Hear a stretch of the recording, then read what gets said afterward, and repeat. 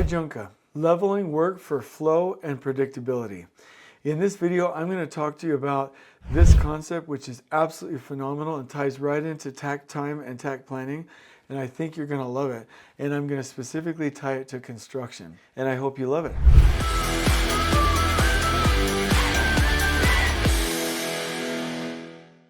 Let's go ahead and do this. Heijunka, leveling. And it's probably one of my most favorite concepts. And if you look at Little's Law, which if you're talking about manufacturing, it's a little bit different. But when it's translated to construction, it basically means that you have the right batch sizes, and that ties perfectly into leveling, that you level your work, which is specifically this concept, Heijunka, and then that you finish as you go. And it's an absolutely beautiful concept. Let me just tell you a couple things. When we went to Japan with Paul Akers, we were able to see this, and everything is leveled. You typically have a fixed unit and a flow unit in construction, or you have two possible flowing units that you fix. Let me give you an example. If you're in a warehouse where either the workers or the product can move, you've got two possible flowing units, but you fix one of them and the other one becomes your flow unit. In construction, the train of trades with the materials that are being installed and changed to add value, that is your flow unit. And the building becomes your grow unit or your fixed unit. In Toyota line manufacturing, the car is the flow unit, and the actual manufacturing plant with the robots and the stations are the fixed units. Okay, so fixed units and flow units, or Nicholas Modig's term grow unit in construction, because it's actually growing. It's not entirely fixed. It's changing all the time. But the bottom line is, when you look at what needs to flow, you need to level everything around it. And so we saw one production area where there were 5 big machines and 2 workers. And so it was leveled because the machines could work faster and you only needed 2 humans to go do it. Okay? We saw another area where 1 human required 2 full machines. She would do her thing, put the part away, then turn around in a circle, do her thing, put the part away, and then just keep moving. So she, in order to level the flow, it was 1 human to 2 machines, okay? And then we had one scenario where there was 1 machine and it required 2 humans to do it, because you have to understand what your bottleneck is and level the fixed and flowing units, or the value adding unit and the value receiving unit. And so everything's leveled for ideal flow. And it's not always just like a given as to how you will do it. Sometimes you'll need more machines than humans, more humans than machines, or you might need multiple machines, or you might need different types of configurations. The bottom line is everything should be leveled to flow. And I loved seeing this because in Toyota, and this is exactly like the Takt production system, and that's why I say the Takt production system is TPS in its core form.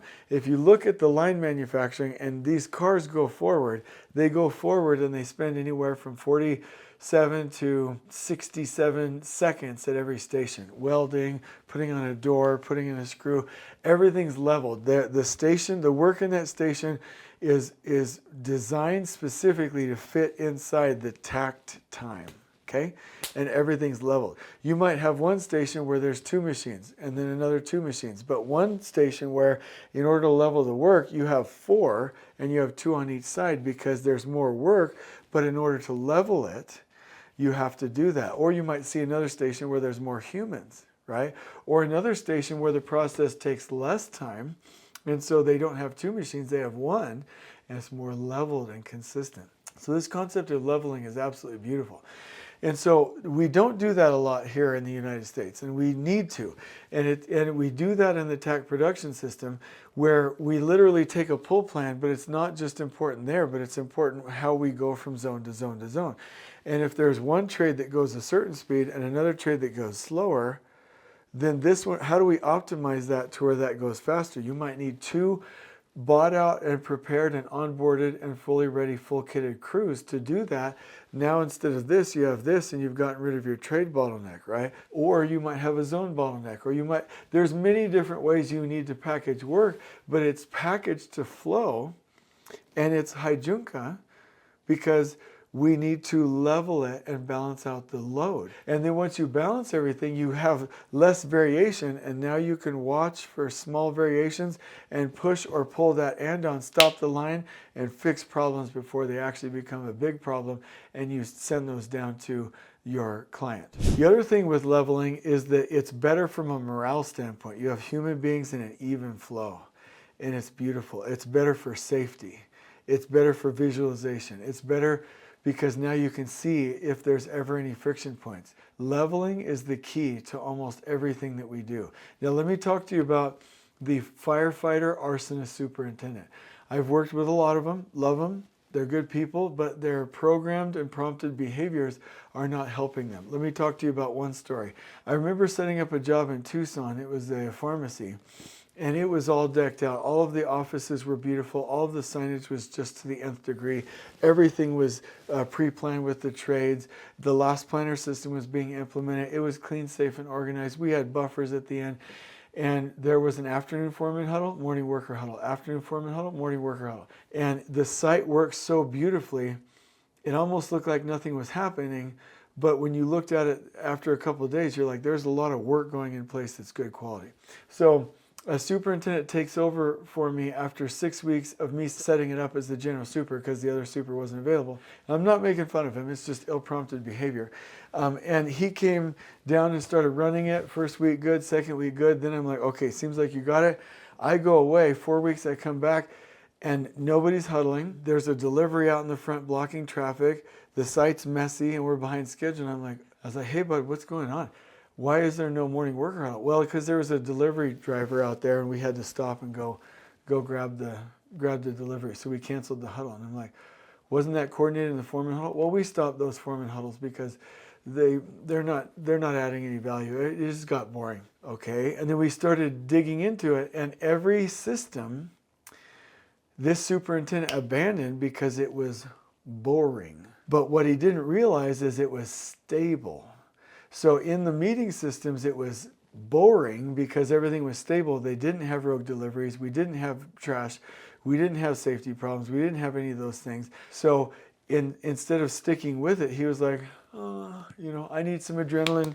I need some excitement. I need to go fight. I need to feel important inside. Like, I got to go. And so he started his own fires so he could put them out. He was a firefighter-arsonist. And the project went into decay. And so one of the concepts that we don't like in the Western world with leveling is it looks so stable, clean, and organized that everyone is like, oh, are they going to think I'm lazy? But it's the fastest, most productive, most profitable way to do things. And so we have to get out of this mindset. And we have to get into the mindset of Heijunka, leveling, and level everything to where it's stable.